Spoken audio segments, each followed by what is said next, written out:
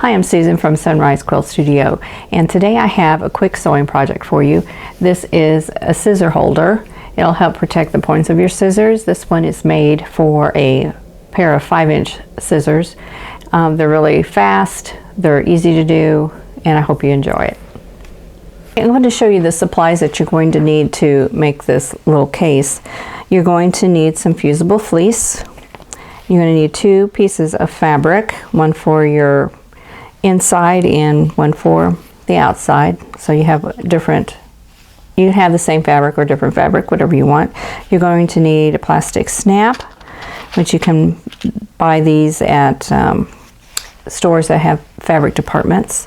And you'll need the pliers that go with them, and you'll need an awl so that you can punch the hole for the snaps. Then you're going to need pins.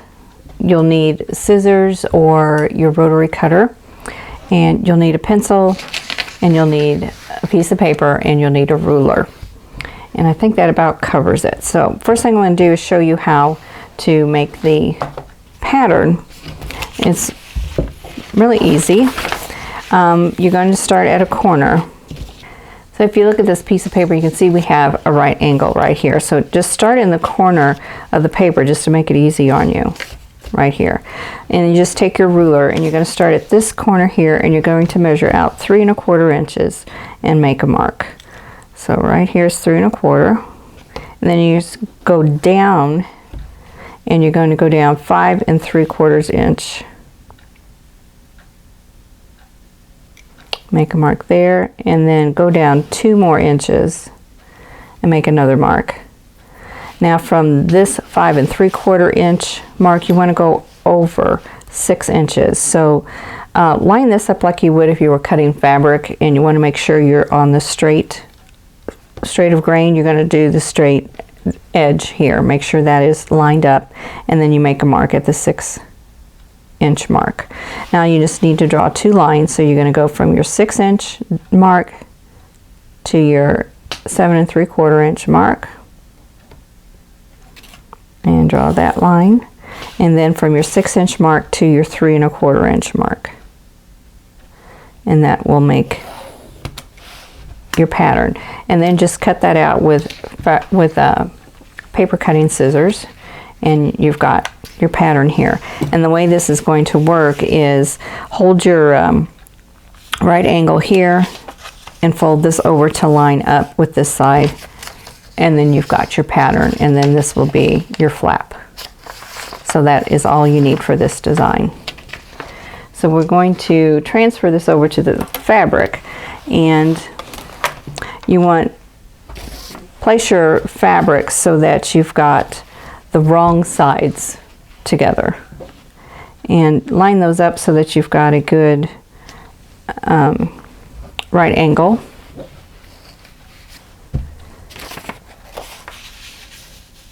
And then place this down, and you can clip it on this side, but you're going to probably have to pin it over here. I'm just going to go ahead and pin this down. And you don't need a lot of pins in this, just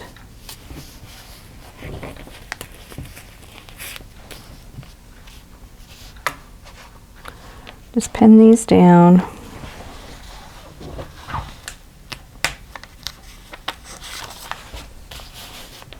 And then cut these out. And you can use your rotary cutter, or you can use a pair of scissors, either one.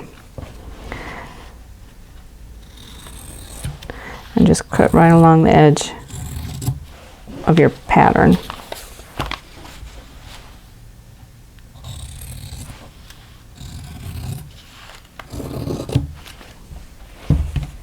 Okay.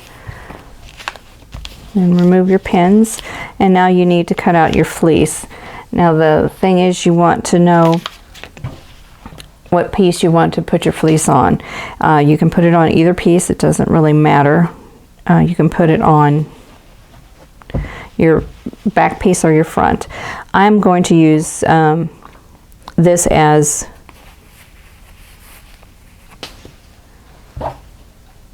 the front, and then I'll have this coming in. So this will be my inside piece. Now the fleece, you want the bumpy side, the fusible side, to be on the wrong side of your fabric. So that's why you need to know which piece you want on the outside. So if you want the main fabric showing to be the green piece and you want to put your fleece on this side, have this on the wrong side. So make sure, if you're like me, you're using a batik for one side and it's hard to tell your right side and your wrong side, lay your pieces out so that they're mirror imaging each other, so that way you can tell a little bit better which piece goes where. And then I'm going to go ahead and lay my fleece down on top of this. So I have the fusible side up against the back.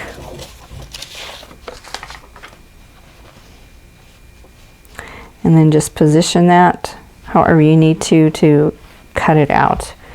And I'm going to go ahead and put in a couple of pins just to secure it a little bit.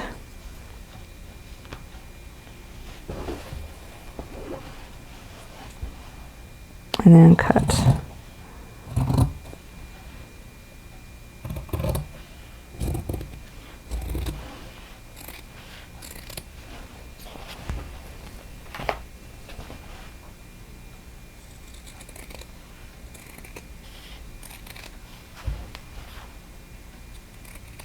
There we go.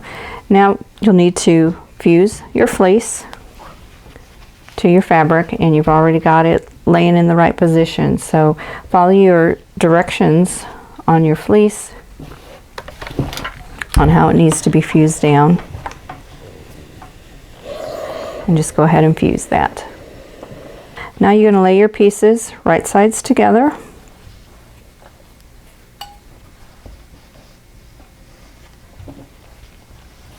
And now I'm going to go ahead and stitch around these. Now I'm going to look, double check on my pattern and see which way it's going to fold. So it folds this way. So what I'm going to do is to leave an opening. I want to leave an opening over here because this edge will be the edge that is in the back. So I'm going to leave myself an opening right here, and you can go ahead and mark that. Leave yourself 2 to 3 inches, whatever you feel comfortable with. And then you want to stitch around. So I'm going to go ahead and put some pins in again.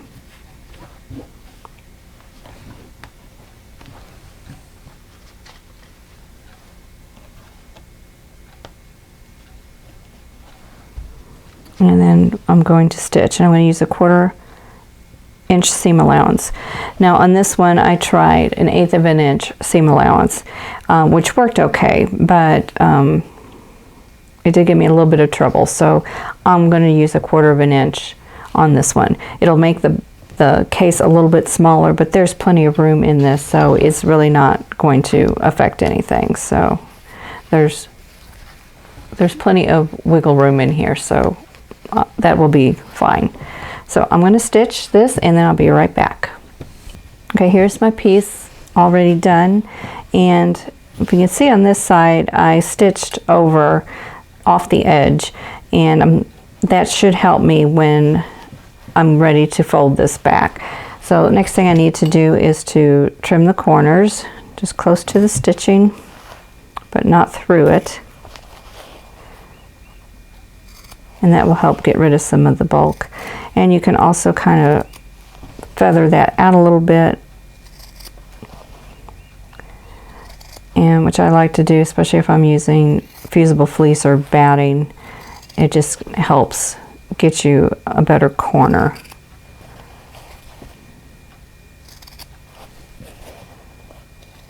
Okay, now we're ready to turn.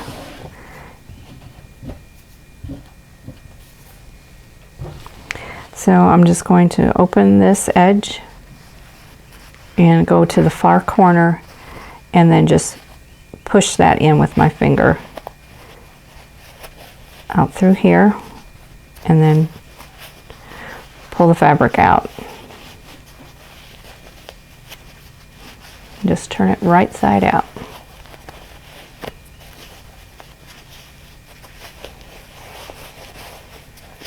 And then you need some kind of a tool to help you get the corners out. And I have a stylus here. This is made from a bamboo skewer. that you use for shish kebabs, and it has a bead glued to the end of it. So that's what I'm going to use. You can use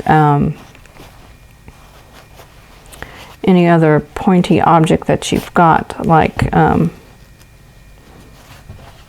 bone folder, a purple thing, anything that you like to use to get the corners out.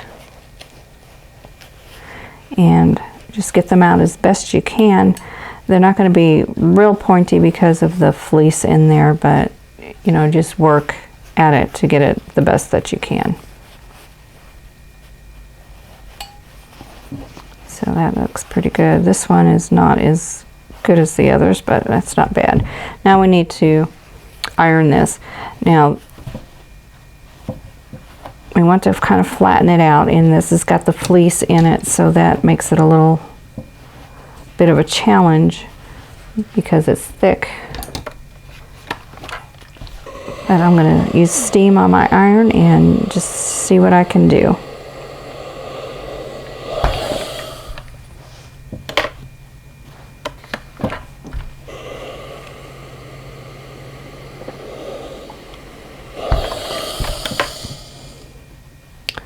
And then I'm going to fold in this seam here.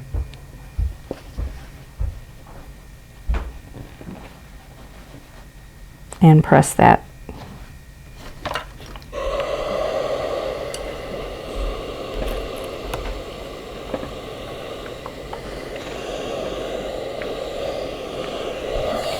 You know, I went to the store today and I didn't even look at irons. I really should have done that. Okay, now I'm going to top stitch, and as I top stitch it will close this seam here. So I'm going to do this about 1/8 of an inch from the edge, and this is why I'm saying that when I sewed this one and used 1/8 of an inch seam allowance, when I top stitched it was too deep of a seam allowance because it wasn't catching this seam well enough, so I had to go closer, about 1/16 of an inch from the edge, as you might be able to see here. So try 1/4 of an inch and see if that'll work better. So I'm going to top stitch this, and then I'll be right back and show you the next step. Okay, I have my top stitching done.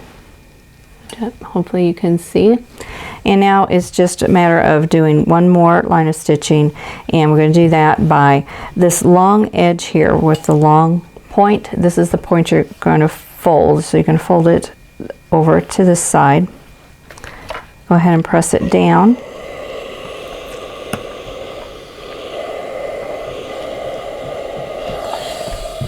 And now you're going to top stitch again, and you're going to go from this edge down to the point. And that will close up the case, and then we'll do the snap and it'll be done. We're ready to put the snap in now, and you just need your pieces for your snap. Now these come with the prong pieces here, and then you have a male end and a female end, and you'll need one of each for that, and you'll need 2 of the prongs. So you need to decide where you want your snap to be. Okay, I'm going to put my snap right about in here, so I'm just going to go ahead and poke my awl through. Let's do right about there, and push it through pretty far so I have a big enough hole, and then I'm going to go ahead and put the round end on the outside because this is going to go here, and then I'm going to take the male end and place that on there, and then take my pliers and remove that shield there, and the large part here, the coral piece here, that goes on the round end. So I'm going to go ahead and place that on there, and then this on that part, and then just squeeze, and then that's secure. Now I want to find the placement for the other piece, so we're just going to fold this over and press it down, and it'll leave a little mark as to where the piece is here, and then I'm just going to put my awl through that part and not go through the whole case, but just through that top layer and just push that through. And now the round piece this time is going to go on the inside. So I'll put that through the hole I just made, and then put the female end on, and then take the pliers and secure that.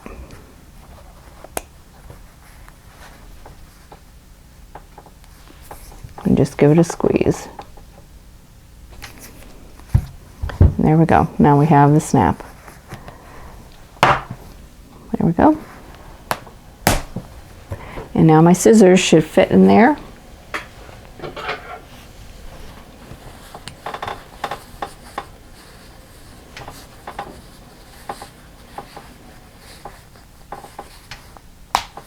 And there I have my case to help protect my scissors.